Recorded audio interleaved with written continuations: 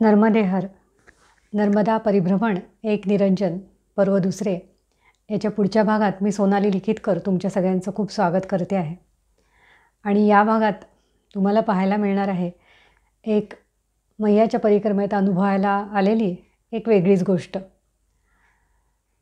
तर आता मी त्या मैयांचा निरोप घेतला आणि पुढे निघाले. दुपारी साधारणपणे 1-1:30 वाजला होता आणि सकाळी काही खाणं वगैरे काही झालेलं नव्हतं. एका ठिकाणी फक्त चहा घेतलेला होता. त्यामुळे मी म्हटलं की आता काहीतरी दुपारची व्यवस्था बघायला पाहिजे. आणि अशा विचारामध्ये मी त्या मैयांचा निरोप घेऊन पुढे जात होते.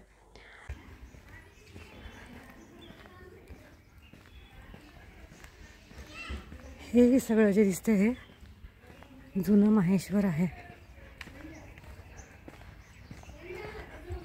रस्ते कॉन्क्रीटचे आहेत मध्यात, शेजारची घरं मात्र जुनी जुनी.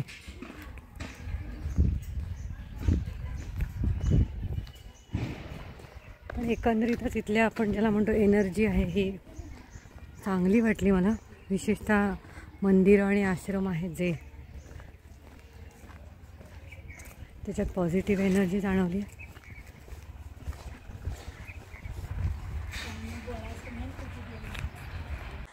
तेवढ्यामध्ये मागून मला कोणीतरी आवाज दिला, नर्मदे हर मैयाजी. मी मागे वळून पाहिलं तर कोणीतरी परिक्रमावासी असावेत अशा वेशामधले, म्हणजे लुंगी आणि छोटी बंडी अशा पद्धतीचे घातलेले एक जण मला हाक मारत होते. कोणीतरी आपल्याला हाक मारत आहे तर आपण काय म्हणतात ते बघायला तरी जाऊया असं वाटलं. त्यामुळे मग मी तिथे गेले त्यांच्या ह्याच्यापाशी. तर एक असं ते कंपाऊंड वगैरे होतं आणि तिथे एक गेट होतं. त्या गेटच्या जवळपास येऊन ते तिथून मला हाक मारत होते. म्हणजे एक चौथरा होता त्यांच्या घराच्या बाहेर असल्यासारखा आणि तिथून ते हाक मारत होते.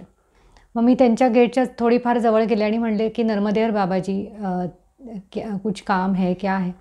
तर मग ते म्हणले अरे काम वगैरे कुछ नहीं, आप अंदर आ जाओ, खाना खाना है क्या. आता लगेच हो म्हणणं तर एकदम बरं वाटे ना, कारण की हे कोण आहेत, परिक्रमावासी आहेत की कोणाचं घर आहे काहीच कळत नव्हतं. मग ते म्हणे पहिले अंदर तो आ जाओ, पाणी तो पी लो. मग म्हटलं ठीक आहे, पाणी तर प्यायला जावंच लागेल, कारण मी बऱ्याच वेळची भटकत होते आणि माझ्याकडे अगदी छोटीशी पाण्याची बाटली होती, केव्हाची संपून गेली होती. त्यामुळे मी म्हटलं ठीक आहे, जाऊन पाणी तर पिऊया. आणि आज जाऊन पाणी वगैरे प्याले. 5 मिनटं बसले आणि त्यांनी छान माठातलं थंडगार पाणी वगैरे दिलं. आणि मग विचारलं मला की आप परिक्रमा में हो क्या. तर म्हटलं हाँ परिक्रमा, मतलब अभी परिभ्रमण भी बोल सकते हो उसको, वो कर रहे मैया के किनारे किनारे, जैसे भी जम रहा है वैसे. थोड़ा पैदल भी किया लेकिन अभी साधन कर रहे कुछ ना कुछ, म्हणजे काही वाहनाचा आधार घेते सांगितलं. मग त्यांनी एकदम विचारलं आप कहाँ से हो. महाराष्ट्र से हो. पुण्याचे आहे. तर मग ते म्हणले अरे तुम्ही पुण्याचे आहे का, बरं बरं म्हणे. आणि मग ते मराठीत बोलायला लागले माझ्याशी त्याच्यानंतर. मग मी म्हटलं तुम्ही पण पुण्याचेच आहे का. तर ते म्हणे नाही नाही, पण मला येतं मराठी म्हणे. म्हटलं बरं बरं. तर ते म्हणले तुम्ही जेवण करणार का. तर म्हटलं नाही जेवण वगैरे नको, तुम्ही काही त्रास घेऊ नका, तसं काही हे नाही. ते म्हणे मग काय देऊ तुम्हाला. म्हटलं असं काही नाही, मी पाणी दिलं छान आहे म्हणे, मी जाते पुढे. तर ते म्हणे नाही नाही, काहीतरी तुम्हाला तर घ्यावंच लागेल. मग ते आत गेले आणि त्यांनी थोडेसे मखाणे आणि थोडा खजूर आणला आणि थोडं दूध आणलं प्यायला. तर म्हटलं नको एवढं, बापरे काय करायचं एवढं म्हणून. तर म्हणजे खरं तर भूक लागली होती, पण असं एकदम हो म्हणून आपण तिथे बसावं असं एकदम मन थोडंसं हे झालं होतं. पण ते म्हणे नाही नाही तुम्ही हे खा, हे पौष्टिक आहे सगळं म्हणे हे आणि नैसर्गिक आहे, तुम्ही खा म्हणे. मग आता ते थोडंसं आत इकडे तिकडे गेले आणि मग मी आपली तिथे खात बसले. 5-10 मिनटं खाऊन माझं झालं. तसे ते आले आणि मग ते म्हणले की माझी तर खरं खूप मनापासून इच्छा होती की तुम्ही माझ्याकडे जेवण करावं, पण तुम्ही नाहीच म्हणत आहात अजिबात. तर आता मी काय करणार म्हणे, त्यामुळे तुम्ही नाही म्हणतात त्यामुळे मला आता तुमच्यावर काही असं मी जबरदस्ती नाही करू शकत. तर हे तुम्हाला अजून आणू का. म्हटलं नाही, खूप दिलं आहे तुम्ही आणि मी याबद्दल खरंच तुमचे आभार मानते. तुम्ही कुठंतरी राहता एकदम एका ठिकाणी आणि तरी तुम्हाला या सगळ्या गोष्टी कराव्या लागतात आहे. तर ते म्हणे नाही नाही असं काही नाही, तुम्ही दिसलात जाताना म्हणून मी हाक मारली आणि तुम्ही हो म्हणलात म्हणून मी तुम्हाला बोलवलं. कारण की बऱ्याच वेळेला असं होतं की मी हाक मारतो इथून लोकांना, पण काही जण लक्ष देत नाहीत. काही लोकांना वाटतं की माझी काही मागणी आहे की काय, कारण काही लोकांना असं वाटतं की कोणी साधू आहेत किंवा काय असे लोक आहेत. कोणाला दक्षिणा वगैरे मागतात किंवा काही असं आहे की असं लोकांना काही जणांना वेगवेगळ्या गोष्टी वाटत असतात. त्यामुळे काही जणं मी हाक मारली तर उत्तर पण देत नाहीत. पण मी हाक मारल्यानंतर लगेच तुम्ही थांबलात आणि इथे मी काय विचारतो आहे ते बघायला आलात.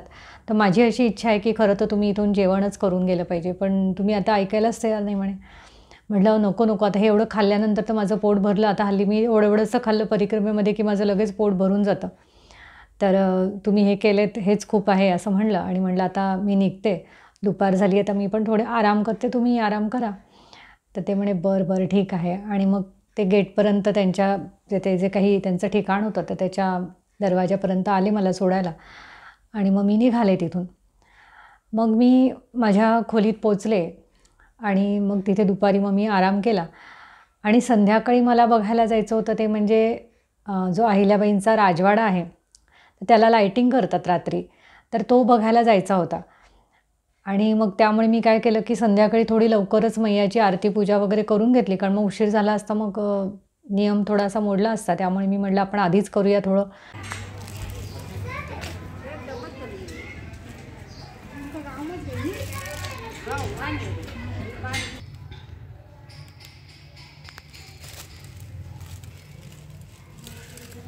गोबर गणेश म्हणजे शेणापासून बनवलेला हा गणपती आहे. त्याची एक्झॅक्टली गोष्ट काय आहे माहिती नाही, बाहेर विचारते. पण आता परिक्रमेत खूप कमी देवळं आहेत गणपतीची आणि त्यातलं हे एक आहे. बहुतेक ठिकाणी शंकराची, थोडीफार कृष्णाची आणि बाकी जास्ती मंदिरं नाही आहेत.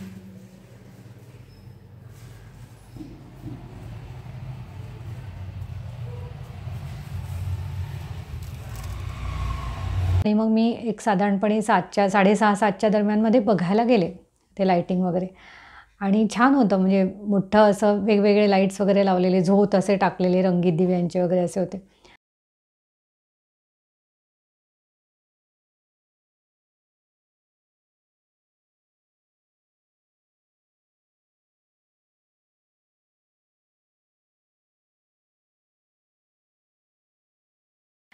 आणि तिकडच्या किनाऱ्यावर दिसत होतं शालिवाहन.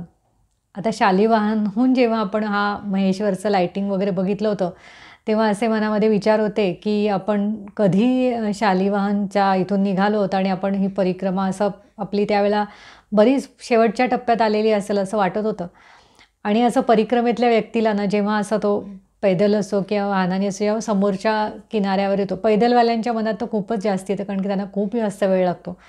आणि तर समोरच्या किनाऱ्यावर कसं वाटेल त्यावेळेला आपल्या मनात काय भावभावना असतील आणि तिकडून आपण इकडच्या तटावरची ती गोष्ट बघतो तेव्हा काय वाटतं, हे खरंच वेगळ्या टाईपचं ते एक फिलिंग आहे. हा आता रात्री दिसणारा हा महेश्वरचा किल्ला, खूपच लाईटिंग छान दिसते.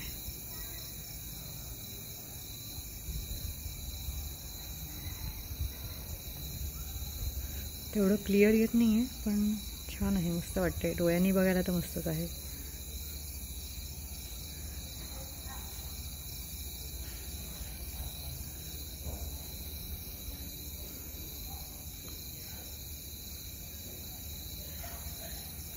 आणि मध्ये आहेत आपल्या मैयाजी.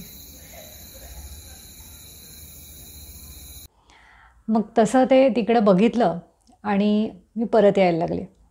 आता 7-7:30 व्हायला आले होते आणि मी म्हटलं की आता आपल्याला परत जायला हवं, कारण की आता काहीतरी जेवणाची व्यवस्था बघायला पाहिजे. आता इथे का आश्रम नाही, त्यामुळे आपल्याला काही ना काहीतरी जेवणाची व्यवस्था करावी लागणार आहे. आणि येताना तसे पैसे वगैरे सगळे व्यवस्थित आणले होते, कार्ड वगैरे पण बरोबर ठेवलं होतं, त्यामुळे तसा पैशाचा तर काही प्रॉब्लेम नव्हता. फक्त मनामध्ये हे वाटत होते की आपण पैसे खर्च करून काही खायला गेलो तर एक तर ते फुकट मिळतं आपल्याला काही ना काही कारणाने, नाहीतर मग आपल्याला ते मनामध्ये माझ्या लागत होतं की आपण असं पैसे खर्च करून खाणं हे मैयाला आवडत नाही परिक्रमेमध्ये. मग काय करावं या विचारामध्ये होते. आणि असे ते 2 रस्ते असे 2 होते, म्हणजे महेश्वरला आता ते 2-3 दिवस मला त्याच रस्त्याने, दोन्ही दिवस म्हणजे मी त्याच 2 रस्त्याने जावं यावं लागायचं. तर अशा विचारात मी जात असताना एकदम अंधारातूनच असा आवाज आला, नर्मदे हर मैयाजी. म्हटलं कोण बरं हाक मारते, असा आवाज तर ओळखीचा वाटतोय आणि आपल्यालाच म्हणताय की अजून दुसऱ्या कोणाला, म्हणून मी असं थोडं इकडे तिकडे बघितलं. तर हे सकाळी जे बाबाजी होते ज्यांनी आपल्याला खजूर आणि दूध दिलं होतं, तर ते तिथे उभे होते आणि मग मला म्हणले, "मैया जी कहाँ पे अभी क्या देखने आए हो किले का ये रोशनाई वगैरे?" हां, म्हणजे हिंदीत नाही, ते मराठीतच बोलले. मला एकदा त्यांनी विचारलं होतं, की "तुम्ही पुण्याचे आहात का?" म्हटल्यानंतर मग मी ते मराठीतूनच बोलायला लागले होते आणि मग ते मला म्हणले, की "तुमचं जेवण तर आता तर झालं नसेल" म्हणे, "फक्त जेमतेम 7:00-7:30च होतात आहेत." म्हटलं, "नाही, नाही, जेवण तर नाही झालेलं, पण मी आता काहीतरी बघेल, व्यवस्था करेल माझी आता." तर ते म्हणे, की "नाही, नाही, आता तर तुमचं जेवण झालं नाही, आता तुम्ही माझ्याकडे येऊन जेवलंच पाहिजे" म्हणे. "तुम्ही सकाळी पण मला नाही म्हणलात." तर मी म्हटलं, "ठीक आहे, यांचा काही नाश्ता वगैरे झाला असेल, पण आता तुम्हाला मी जेवल्याशिवाय काही सोडणार नाही." आता त्यांनी असं म्हटल्यानंतर मला काही म्हणजे माझं जेवण झालंय असं पण काही खोटं सांगता येत नव्हतं, कारण मैयाच्या किनाऱ्यावर तर खोटं तर बोलायचंच नाही. म्हणजे तसंही मी कधीच खोटं बोलत नाही. त्यामुळे तर ते त्यांना त्रास होऊ नये म्हणून सुद्धा मला तसं काही सांगता येईना त्यांना. मग शेवटी ते म्हणाले, "नाही, नाही, चलाच तुम्ही आता." मग मी म्हटलं, "थोडासा उशीर होईल जायला, अंधार वगैरे आहे." ते म्हणाले, "नाही, ते काही काळजी करू नका, मी तुम्हाला तुमच्या ठिकाणी व्यवस्थित पोहोचवतो जेवण झालं की." मग आता ते तिथे ते जे काही त्यांचं ठिकाण होतं तिथपर्यंत आम्ही पोहोचलो. मग गेल्यानंतर ते म्हणले, की "मैया जी खाना क्या खाओगे?" तर म्हटलं, "कुछ भी चलेगा." तो "आप बनाओगे या मैं बनाऊँ?" आता कुठल्याही स्त्रीला हा जर प्रश्न विचारला, तर कुठलीही स्त्री असं उत्तर देणार नाही. परिक्रमेतली तर अजिबातच नाही, की तुम्ही बनवा, मी नाही बनवणार. तर मी म्हटलं, "नाही, ठीक आहे, मी बनवते." म्हटलं, "काय बनवू?" तर ते म्हणे, की "तुम्हाला जे सोपं वाटेल ते बनवा." तर मग मी म्हटलं, "नाही, रोटी, सब्जी वगैरे बनवायची असेल तर मग बराच वेळ जाईल आणि मला जायला उशीर होईल, तर मग मी खिचडी किंवा दाल चावल असं काही बनवलं तर चालेल का?" तर ते म्हणे, "ठीक आहे, खिचडी बनवा" म्हणून. मग ते म्हणे, की "तुम्हाला काय लागतं तुमच्या पद्धतीच्या खिचडीला ते मला सांगा, मी तुम्हाला आणून देतो." आता मी जे काही बोलायचे ते पटकन ते जाऊन आतून कुठून तरी घेऊन यायचे. म्हटलं मुगाची डाळ पाहिजे ते पटकन मुगाची डाळ घेऊन ये, तांदूळ पाहिजे म्हणून तांदूळ घेऊन आले. मग काय 1-2 भाज्या पाहिजे तर त्यांनी त्या घेऊन आले भाज्या पटपट. मग ते सगळं झालं आणि मग खिचडी वगैरे चांगली छान बनवली आणि मग जेवायला बसलो. मग जेवताना पण ते खिचडीबरोबर ते म्हणले, "दूध वगैरे हवं आहे का?" म्हटलं, "नाही, नाही, मी दूध केवढं काही जास्त घेत नाही." मग लोणचं त्यांनी वाढलं थोडं आणि छान असं जेवण वगैरे झालं. मग ते म्हणे, की "माझी खूप इच्छा होती, दुपारी तुम्ही माझ्याकडे जेवला नाहीत आणि बऱ्याच वेळेला लोकं थांबत पण नाहीत, की म्हणजे कोण आहे ही व्यक्ती, काय म्हणून.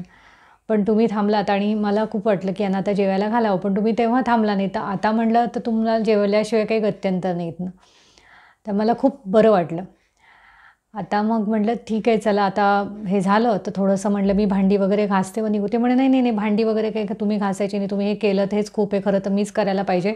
पण तुम्ही म्हटलात हो म्हणून मग मी करू दिलं तुम्हाला" म्हणे. पण खूप म्हणे छान सुंदर खिचडी झाली होती. तर म्हणे, "मी तर म्हणे एवढी सुंदर खिचडी पहिल्यांदाच खाल्ली" असं ते म्हणले. मग मी म्हटलं, "अहो, एवढी स्तुती करू नका. म्हणजे झाली होती चांगली, पण असं काही नाही आहे की ती कधीच एवढी तुम्ही चांगली खाल्ली नसेल. कितीतरी लोकं असं छान बनवतात किंवा तुम्ही पण छान बनवत असाल" म्हणे.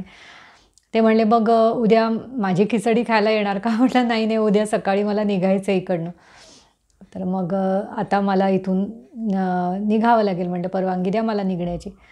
मग त्यावेळेला असा आणि गारठा बराच पडायला लागला होता. म्हणजे मी येतानाच अंगामध्ये ते जर्किन घालून आले होते, कारण रात्रीचा गारठा पडतोच. पण ह्यांनी मात्र आपली अशी पातळ बंडी आणि ते कमरेला एक असा पंचा लावला होता, म्हणजे लुंगी टाईप असं. मग ते लुंगीच होती मला वाटते पांढरी अशी त्यांची. तर मग ते परिक्रमावासीसारखाच होता, पण एवढ्या थंडीतही त्यांनी काही घातलं नव्हतं. मग मी त्यांना असं विचारलं, की "बाबा एवढी थंडी पडली तर तुम्ही काही थंडीचे कपडे वगैरे घालत नाही का?" तर ते म्हणे, "नाही, नाही, ते तर बद्रीनाथला वगैरे तर मी काहीच घालत नाही. तसं म्हणजे इथली थंडी तर मला काहीच वाटत नाही." तर मी म्हटलं, "बद्रीनाथ? तुम्ही बद्रीनाथला असता का?" तर ते म्हणे, "मी तिथेच असतो. कधी असं एखाद्या वेळेला मन असं लागलं तर येतो म्हणे मी इकडे. कोणी हाक हाक मारली तर मग मी येतो." असं ते एकदम बोलले पहिल्यांदा. नंतर म्हणले, "नाही, नाही, म्हणजे कोणी बोलवलं वगैरे तर मी येतो इकडे, नाहीतर मग मी तिकडेच असतो." मग मी म्हटलं, "ठीक आहे, बरं." पण म्हटलं, "आता मला निघावं लागेल." मग ते म्हणे, की "पण एक जाता-जाता एक 5 मिनिटं तुम्हाला एक फक्त गोष्ट दाखवतो, तेवढी तुम्ही बघा आणि चला. तुम्ही ते हे एक मंदिर बघितलंत का?" तर त्यांनी एक कुठलं तरी नाव सांगितलं. माझ्याकडे तो व्हिडिओ आहे काढलेला. तर ते मंदिर तुम्ही बघायला चला माझ्याबरोबर म्हणून. तर मग मी म्हटलं, "अरे बापरे! उशीर झाला आहे." पण ते म्हणे, "5 मिनिटात होईल." मग त्यांच्या त्या वेगाने आता त्यांचा चालण्याचा वेग तर इतका जास्त होता, की म्हणजे तुम्ही ते जुने चित्रपट वगैरे म्हणजे गांधीजींच्या काही जुन्या ध्वनिफिती जी चित्रफिती आहेत, तर त्याच्यामध्ये इतके ते फास्ट चालतात. तर त्याच्या कमीत कमी 3 पट तुम्ही वेग समजा. म्हणजे असा माणूस असं इथे उभे तर तिथे असं एकदम वेगाने गेल्यासारखं, वायुवेगाने म्हटल्यासारखं त्यांचा स्पीड होता. तर ते असे इतके फास्ट चालत होते पुढे. म्हणजे मी त्या ह्याच्या 50 पायऱ्यांच्या मी पहिल्या पायरीवर, ते खालच्या 50व्या पायरीवर, असं इतक्या फास्ट त्यांचं जाणं होतं. आणि वय तर असेल त्यांचं म्हणजे 65-70 वगैरे तर असेल असं मला वाटत होतं. आणि मग ते त्यांनी कुठलं एक मंदिर होतं जे मी सकाळी नव्हतं पाहिलं. म्हणजे सकाळी मी खरं सगळी मंदिरं बघत बघत आले होते, पण ह्यांनी एक ते मंदिर दाखवलं, ते माझं बघायचं राहूनच गेलं होतं बहुतेक. मग त्यांनी मला ते दाखवलं, मी त्याचा व्हिडिओ वगैरे घेतला. आता म्हणजे मला एक असं वाटतं की मी व्हिडिओ घेताना त्या बाबाजी येतील असा मी तो व्हिडिओ घेतला होता. म्हणजे त्याच्यामध्ये ते समोर उभे होते आणि त्याच्या मागून मी, म्हणजे ते समोर उभे आणि मागे मी शंकराच्या मंदिराचा व्हिडिओ घेतलेला आहे. पण जेव्हा मी आता व्हिडिओ बघितला, जेव्हा परिक्रमेचे व्हिडिओचं एडिटिंग वगैरे करण्यासाठी मी आत्ता बघायला घेतला, तेव्हा ते व्हिडिओचं शूटिंग करताना मला ते कुठेच दिसत नाही. मला फक्त त्यांचा आवाज ऐकू येतोय.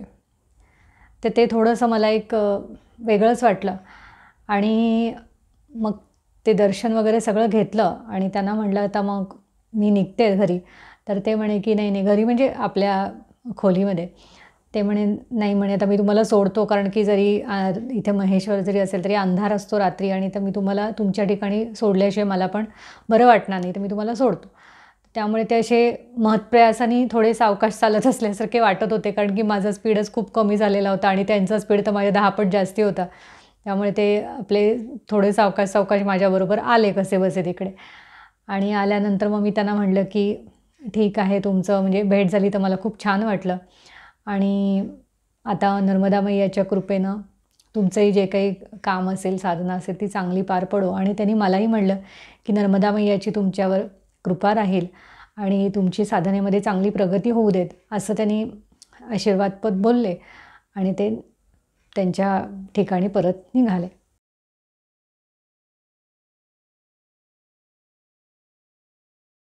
बरं, तुझी आख्यायिका माहीत नसेल हां, सांगा ना, सांगा.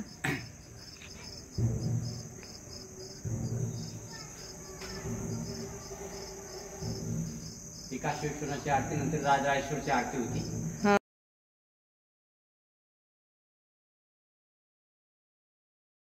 नर्मदे हर.